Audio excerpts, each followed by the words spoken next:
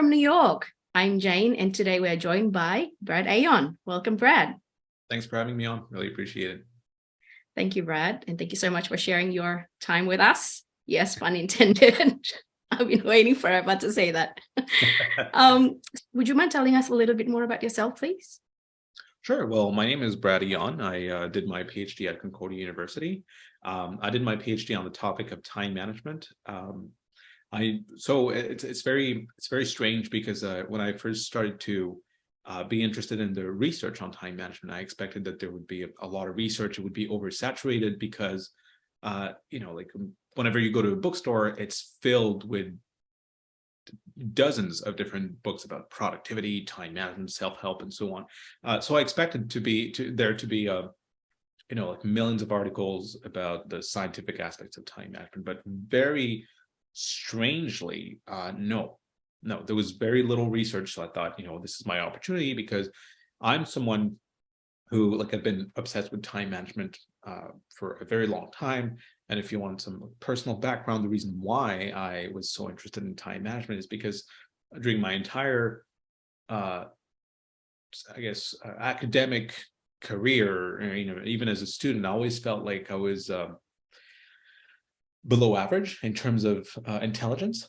And so I thought, I gotta find a way to compensate for that. And I thought, being disciplined, being conscientious, being organized with my time would help me compensate for what was at the time a huge insecurity surrounding my perceived lack of intelligence. Now, with time, I started to gain a lot more confidence. But yeah, initially it was strangely enough seen as a compensation for what I perceived to be a lack of cognitive competence. And so I started doing research on this topic. I found it fascinating because initially it was about productivity. It was about how can we get more things done. But then I quickly realized that it goes way beyond that. Everything we do takes time and takes place in time. And so it's a very deeply intimate connection that we have with time management. Everyone manages time. There's not a single person or even animal on this planet that does not, in some sense, organize their time in a way that aligns with what they want. So when people say time management is not for me, in some way or other, they are managing time. And I think the real goal of time management is not necessarily to be more productive or be more efficient, get more things done. It's really to make sure that whenever you look at your schedule, you can say with all honesty, this schedule is a reflection of my values, my beliefs, and my philosophy. And to me, that's what ultimately is good time management, is this coherence between the way you use your time and your values and your beliefs. Yeah, that's very deep, and that's really what I like about your approach. So you've spent the last 12 to 13 years of your life dedicating your time and energy into understanding more about time. Usually my theory is that for someone to really dedicate a lot of their life into something quite important happened in their life in order to start them on that journey. Myself, personally, I'm a financial planner. As I was graduating from high school, my family faced financial hardship. And so when finding out in my career, I made it my mission in life to really help others avoid that difficulties and challenges that came with financial hardship. Do you think that was the same with you? Did something happen, or was there any point in your life that really pushed you into this path in your journey? Yeah, it's not one event in particular. It's just that I had this lifelong perception that I was falling behind academically in school, and the fact that I have certain my dad's family is partially from Africa, from West Africa, and so I have certain traits like my lips and my ears. My ears stick out, and in many cultures that's seen as a sign of lower intelligence that didn't help. And I I always had and again, it's not like people were mean or anything. I recognize that this is purely a self-imposed insecurity. It's just purely it's coming from me. But still, I always had this feeling that I'm never going to make it in life because, I'm not smart enough. I even like at some point considered not going to grad school at all to do my master's because I felt like this would be a waste of taxpayer money because, education is usually publicly funded. And so I thought, you're not fit enough to do this. So why would you go there, fail, and ultimately waste people's resources? But I really saw in time management a way to compensate for that, but also a way to feel more in control of my life, because ultimately that's what it is. I didn't feel in control of my fate of my life, and I think realistically no one is. But at least it gives you that perception of control, and that's what's so magical about time management. Because if you look at studies in psychology, one key predictor of well-being and of mental health is the feeling of control in life. Not necessarily being in control, but at least feeling in control in some sense. Because if you feel that everything is out of your control, obviously it's going to be very overwhelming with very detrimental psychological outcomes, such as depression, suicidal thoughts, and so on. So that, in a sense, was an amazing buffer, an amazing mental health device for me. And I never really thought about it again until 2 years ago with my research team. We published an extremely large study on time management covering about 53,000 participants. And the goal was to understand what time management does. So it was a very simple research question. We didn't want to see what's the link between time management and performance. It was very open-ended. So we wanted to see what's the link between time management and pretty much everything else. And what we saw was that time management has a quite moderate / strong impact on performance, whether it's school performance or performance at work. And that's not surprising because, yes, obviously, if you actively improve the way you manage your time, your productivity is going to go up. So no surprises there. But what was very surprising is that the impact of time management on our well-being, on our sense of purpose and our mental health was much, much, much stronger. To give you a sense of how stronger it was, the average impact on performance was about 22 to 26%, but the average impact on mental health was about 56%. So it was about double. And so it was very interesting to us because we were like, yeah, usually when people talk about time management, they think about productivity, they think about work, they think about efficiency, but we don't think about, oh, how can this help me feel better? How can this help me feel like my life has purpose? How can this help me with my potential mental health issues?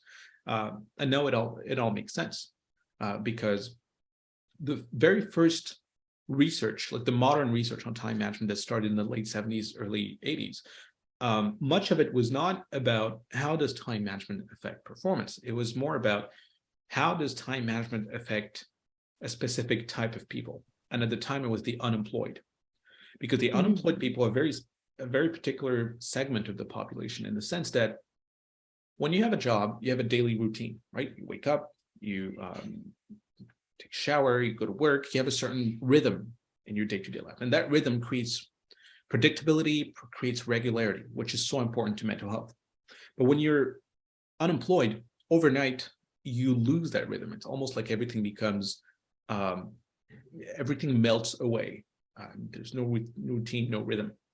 However, the unemployed people who nevertheless created their own routine, wake up at a certain time, look for a job, do this, do that, have a certain regimented approach to life, showed a lot fewer depressive symptoms compared to people that didn't. And I think this is very important today because recently we've all been through this pandemic, which in a sense was kind of like unemployment, because overnight, many of us had to start working from home. Many of us were not prepared, and many of us had routines that were and rhythms that were completely disrupted. And that's partly why we had so many mental health problems during the pandemic, because you have this entire order in your life that's overnight completely displaced. But the people that, and there's more and more research on this now that's coming out, the people that still manage to create that sense of order, that sense of predictability and regularity through time management, through structuring their days, manage to buffer the negative effects on their mental health. So that's why I think it's so important. It has a lot to do with well-being, with mental health, and yes, our sense of purpose in life. Yeah, that's so interesting. Yeah, I do agree. The people that tended to do really well during the lockdown were the people that still have that routine, that even though they work from home, they still go up, get dressed, go to that little corner in their room or their home office, do their work, and then switch off, go to a different part of the room in their house, and then take the whatever, office jacket off or office pen off. Yeah. Just the ritual of, okay, now I'm signing off and then I'm at home. It's interesting. I wish we have that guideline when it was all happening.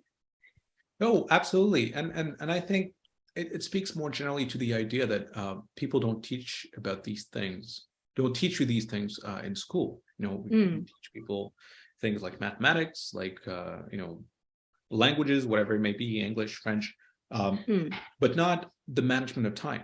And even now, like, there's courses in some schools about financial literacy, which I think is also important. But what about time literacy? Like, how do you use your time? How to make sure that your time is organized in a way that's not only conducive to your personal goals, performance, but also in a way that's conducive to your personal well-being and your mental health. Another aspect that we don't talk about enough is, like I said earlier, it has a link with our sense of purpose in life, with our sense of meaning in life.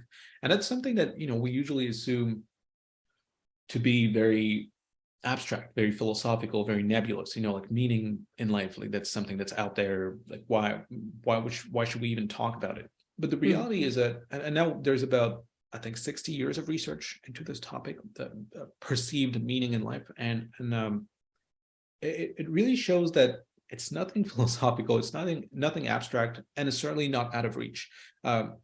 Meaning in life is a very mundane thing, and it boils down to three very practical elements. The first one is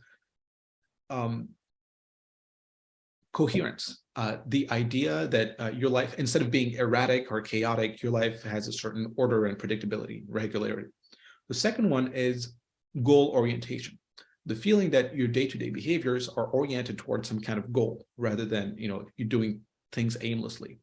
And finally, there's this concept of mattering, the idea that your life in some sense matters. Like, for instance, if you have children, you feel like it's something that's bigger than you. If you work for a cause that you think is noble, same thing, you're working for something that you think is bigger than you. So in a sense, it matters. And time management is about all of those three things. When you manage time, you make your life more regular, more orderly, more predictable. When you manage time, everything you do is goal-oriented, and that's why you manage time in the first place. You manage your time so that every hour of your day is oriented towards some kind of goal that you value, whether it's career goals, whether it's personal goals. And finally, when you manage your time, that presumes that your time matters in some existential sense. And that's why time management is so intimately related to a perceived meaning in life. And whenever I talk about these things, people are flabbergasted because they, again, usually we associate time management with, saying no, the Pomodoro technique, this technique.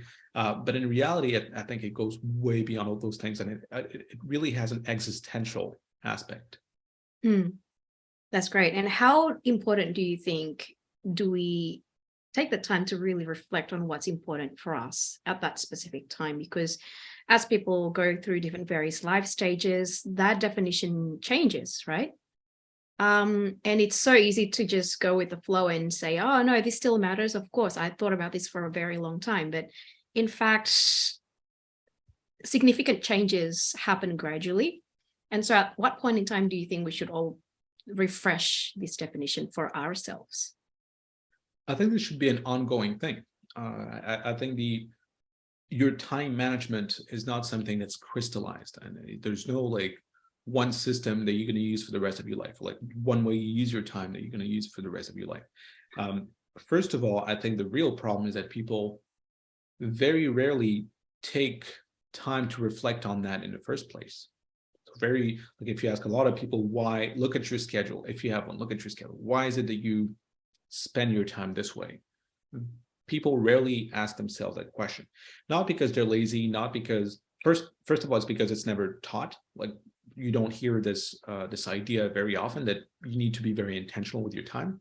Second of all, because psychologically it's also very scary, because it pushes you to confront some very existential questions. Like, okay, what am I doing with my time? And that's understandably very scary for a lot of people, for many reasons. But so first of all, yes, there are some people who at some point ask themselves, okay, what do I want to do with my time? Okay, I'm going to dedicate, I don't know, 90% of my time to this particular project because it's very important to me. But then, as you said, life changes, you get married, or you have a new job, or I don't know, you retire. And those life changes, no matter how big or small they are, require a change in the way you approach time management. And that's why you should see it as a living, breathing organism that needs to evolve as your life evolves, and not the other way around. It's like when it's winter time, you need to adjust your tires to winter tires. Otherwise, it's going to be very dangerous. Same thing with time management.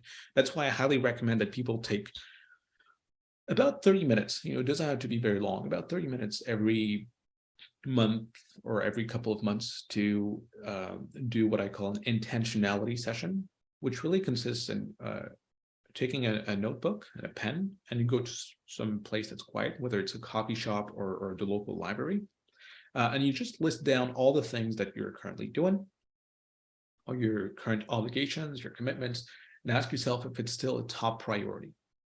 Why or why not? And ruthlessly eliminate anything that's no longer a top priority. Because again, the reality of time management is sacrifice, because we only have 24 hours in a day, and we literally do not have time for things that do not matter. Yeah. So that's what I highly recommend people to be very intentional with the way they use their time. That's awesome. Do you think this is probably why some burnouts happen? That people don't or haven't taken the time to really prioritize or reprioritize what really is valuable to them, and end up being just spreading themselves too thin? It's partly why, because it's very easy to forget about the things that we value and cherish. Sometimes it's because we take them for granted, such as family and friends. Sometimes it's because we feel a self-imposed desire to please our colleagues or bosses. So we feel the need to put in extra hours, even though it's not entirely necessary. And it's just that also time is a very unique resource in the sense that, unlike money, it's not easy to count. Unlike money, it's not easy to recover, because if you lose $500, say, theoretically, you can still make $500, by working, by whatever. When you lose 2 years of your life, that's never going to come. That is the one non-renewable resource. So in that sense, when we realize that finitude of life, it really makes us more aware of how little time we have, and that forces us to reprioritize different aspects of your life in a way that makes sense to us. There's a term in psychology called mortality salience, and it essentially means that when you prime people to think about death, and I don't want to make this whole thing very gloomy, but when you prime people to think about death, they immediately think about how little time they have, and their priorities shift. They realize that, oh, well, I don't need to work that many hours for a project that, quite frankly, is not the most important project in my life. Maybe I need to focus on something else. And I've had a lot of people, especially people of a certain age, come to me, and because they've seen my TED Talk, and my TED Talk is more about the philosophical aspect of time management and its implication for how little time we have in life. They tell me that they wish they had seen that TED Talk earlier in their lives, because they had prioritized a lot of things that, in retrospect, were not that important to them. There's a lot of studies on people's regrets in life, and very often no one regrets not having worked more. No one regrets, oh, like I wish I had worked 60 more hours per week during in my 20s or in my 30s. But people do regret not spending enough time with their friends, with their family, doing something that they love. So I think in that sense, these existential time management questions are certainly not easy, because there's existential dread, there's thoughts about how finite our time is. I'm not saying it's easy. It's very scary, but I think those are important questions to make the way we manage time more meaningful, because it's only then that you will feel absolutely satisfied and content with the way you allocate your time. Yeah, that's awesome. I actually watched your TED talk, and you mentioned that your biggest fear used to be to get bored. As a kid, yes. As a kid, correct. And I'm definitely still guilty of this, in that whenever I'm about to go away somewhere, I will take my iPhone, my iPad, my book, my whatever, just to keep me entertained, right?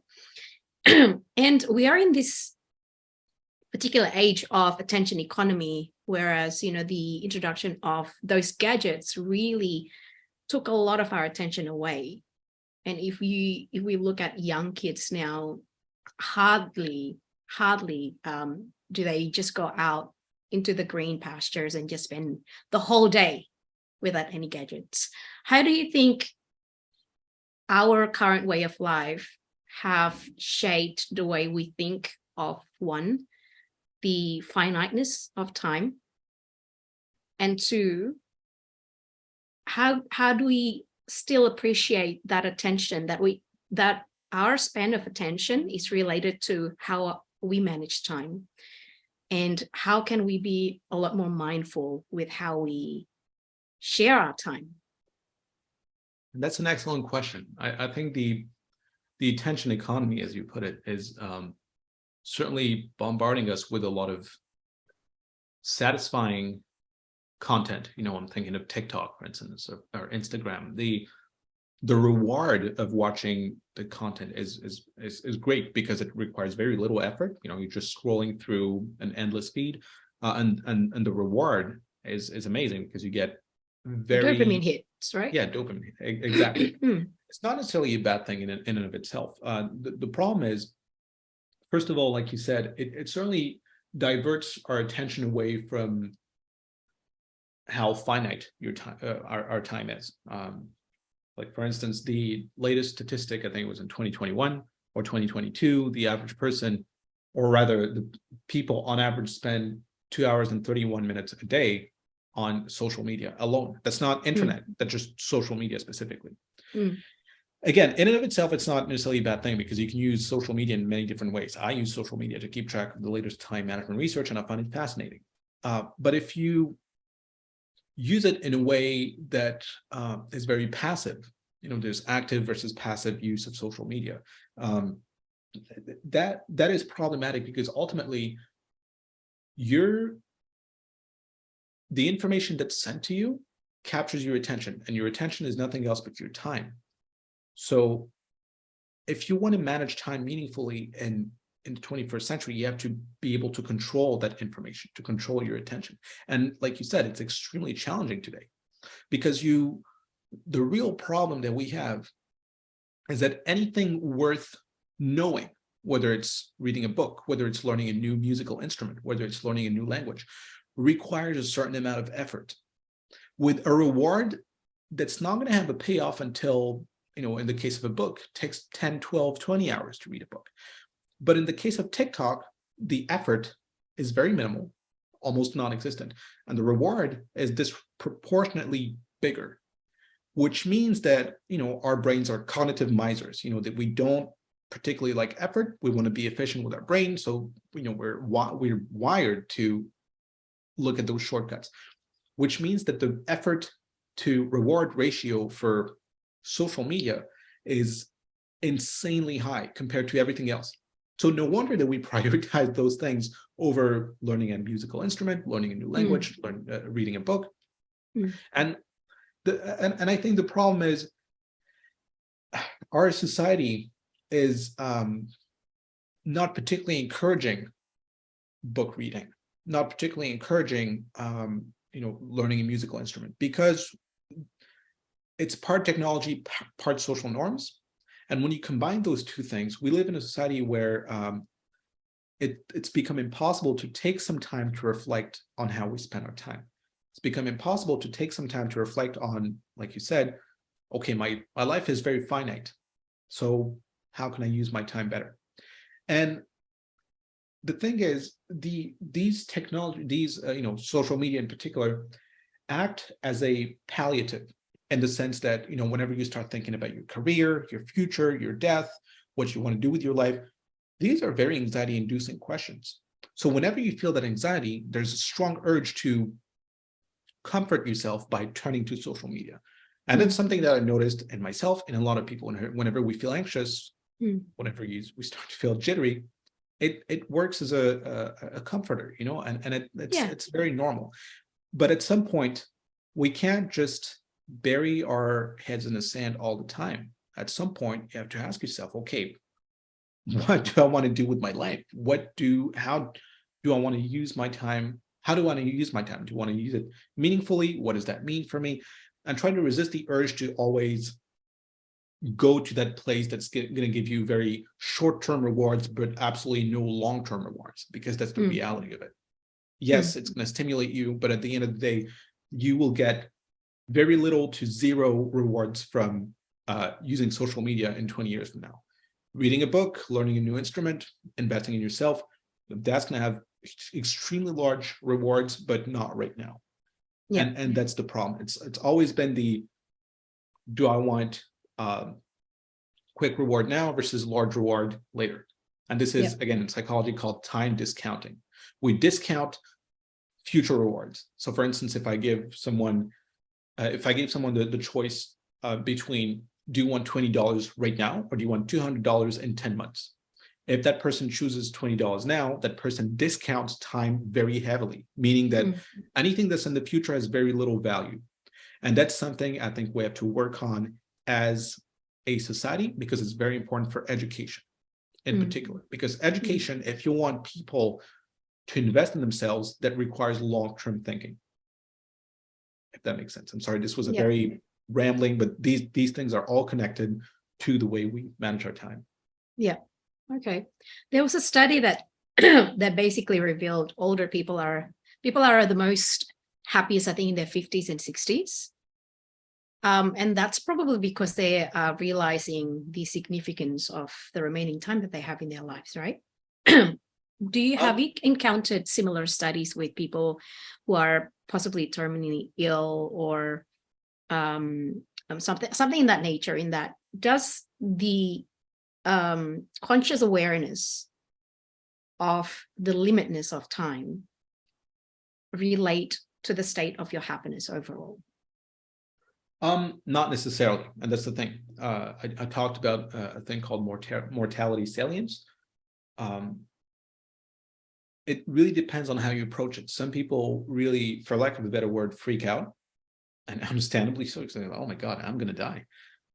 Whereas some other people think, "Oh, I am going to die, so I better make the most of it." So there's no clear-cut answer to this, because there is some research showing that mortality salience will definitely make you freak out, and it's not good for you. Whereas in other situations, people will think about how finite their time is, and then see that as an opportunity to reflect on how they can better use their time. So it's really about mindset. At some point or other, like this is part of human life, you're going to have to think about the fact that, yes, at some point, you can't just go on and live eternally. At some point, you're going to have to wrestle with that idea of mortality.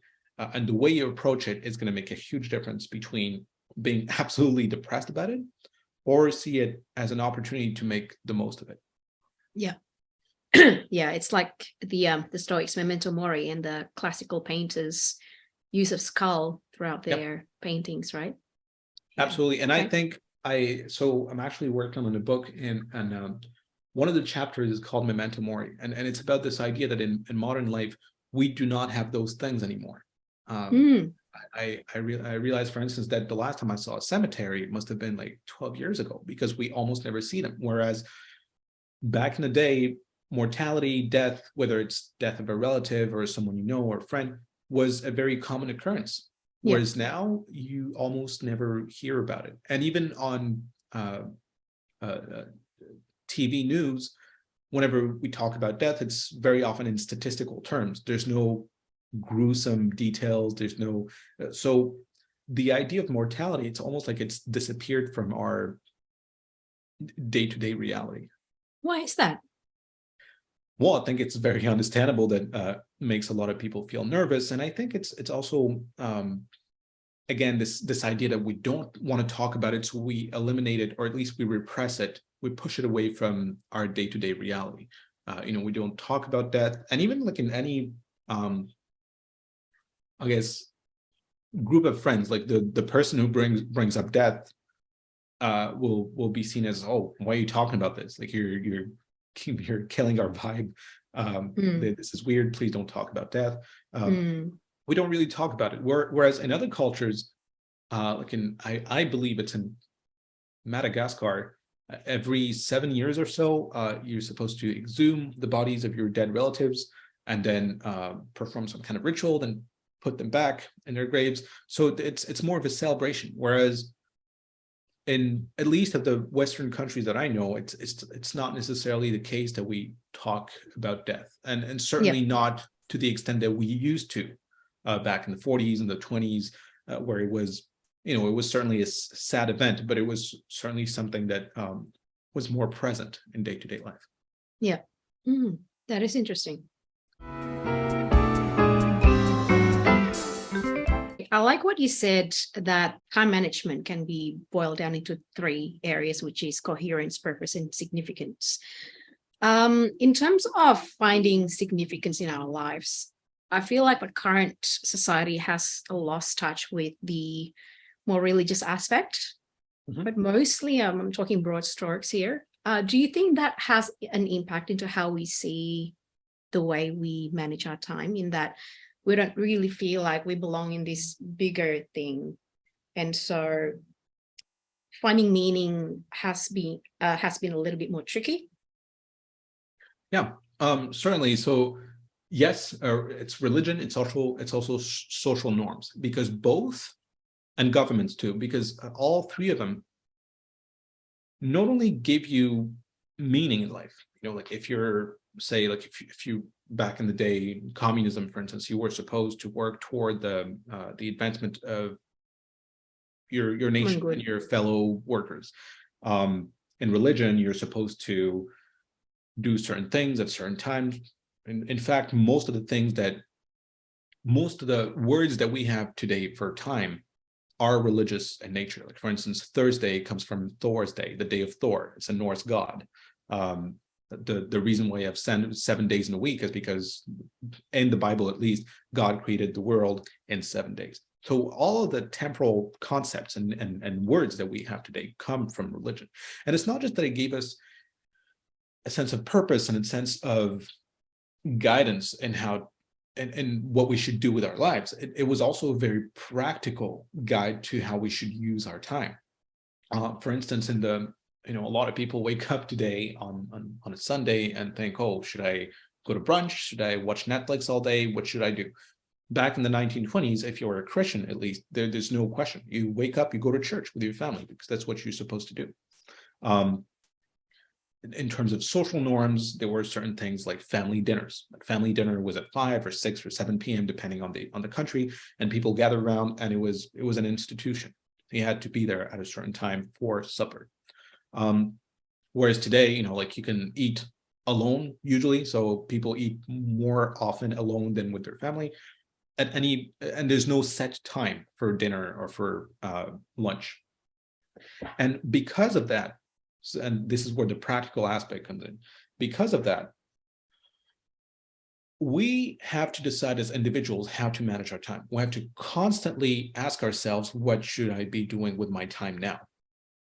And that makes time management much more difficult, because yes, we have a lot more freedom in how we can use our time today, a lot more flexibility, whether it's in terms of religion, whether it's in terms of, family dinners, whether it's in terms of work, even, like now that we can work remotely, now that we have flexi time, we have a lot of more freedom and flexibility over how to use our time. But that freedom also comes with responsibilities. That responsibility is simply that you as an individual have to manage your own time. You're responsible for your own time. And that's what makes it so challenging, because cognitively, now we have to dedicate a lot more mental resources to constantly think, how should I be using my time today? How should I be using my time next week? That's a lot of mental effort. Yeah. And that's why time management has become a lot harder today. It's not because we work more. In fact, we work less. We have more leisure time in objective terms compared to the 1960s. And yet, people today feel more pressed for time subjectively compared to people in the 1960s. So that's the paradox where people had less time back then because they worked more, and yet they didn't feel as pressed for time as we do today. And the main reason for that is, again, because back then, in a very real sense, time was managed for them by religion, by their family, by government, by their work. Certainly, they didn't have as many freedoms, but they didn't have to constantly think about, oh, what should I be doing with my time today? You just not go with the flow, but you go with the flow that's imposed on you. And in that sense, time management was easier. So now we have to choose between, do you want more freedom as an individual? Or do you want I guess, less cognitive burden, less brain work to do to map out and plan your time ahead as as a day-to-day thing that you have to do every day? Yeah, of course, because you need to exert more energy in managing your time, I guess. Okay. What time management advice would you give your children and your children's children? The first one is very high level. Always make sure that whatever you do with your time, it's aligned with what you believe in, what's important to you. Be very intentional with your time, even if that means that you could be perceived as being selfish. So if you refuse to work more than 40 hours a week, if you refuse to give away your time like it's Halloween candy, that's fine, because ultimately it's your time. It's literally the most precious resource you have. So be intentional with it, no matter what that means for you. The second one is, time is a very abstract entity. It's a very abstract resource. So it's very easy to lose track of it. It's not like money. When you look at your bank account, you know exactly how much money you have. You don't have a bank account with time. You don't exactly know where your time goes. It's like very vague. So it's very easy to completely mismanage it, because you can't manage what you can't measure. So whatever you do, find a way to use a tool that will help you not just manage time, but account for it. And that's why I think things like schedules are very important, because a schedule is nothing but a visual representation of what your time looks like from, say, 8 a.m. to 9 p.m. These are your time blocks, and it keeps you honest, because it's a visual representation of your time. It's very easy to see. It's very easy to realize where your time goes, what you're doing with your time, and it keeps you accountable. If you really believe in a certain project in your life, then why are you not scheduling time for it? And that's it. It's an accountability device, and it keeps you honest. It keeps you in line with what you believe in. And I think walking the walk is very important when it comes to time management. Yeah. Awesome. Sorry, walking the talk, not walking the walk. Okay. Well, thank you so much, Brad, for those tips. Highly appreciate it. Before we wrap up, I thought I have prepared a few questions for our quick fire round. Would you be up for a quick fire Friday? Absolutely. Awesome. Okay, so we have 2 minutes to answer these questions. Ready? Yeah. What's your favorite ice cream flavor? I like vanilla. It tastes great. It's creamy. It's amazing. Okay. What do you do for you? Sorry? What do you do for you? I like to engage in a lot of self-care. There was an article that I was featured in a long time ago on national radio, where I said that at the time I'd almost never worked more than 20 hours a week. A lot of people loved it. Some people hated it. But that's what I do for me. I try to contain work to spend as little time as possible on things that I love, but I don't let them expand to take up everything in my life. So I like to spend a lot of time with my partner. I like to spend a lot of time with my friends. People are very important to me, and I like to socialize, and also like to watch TV shows from the 90s, including The X-Files, Seinfeld, Twin Peaks, Okay. and so on. That's what I do for me. Nice. What's your power song? I like anything by Eminem, really. And that's what I listen to when I go to the gym. Okay, nice. Okay, so you've been presented with two types of pills. One is the red pill, the second is the blue pill. The red pill will give you 1 year's worth of full, optimal, perfectly managed life, but you only have 1 year, versus the blue pill that will give you 10 years worth of average kind of life that goes up and down like your average life as you know it. Which one would you go for? I'll take the first one.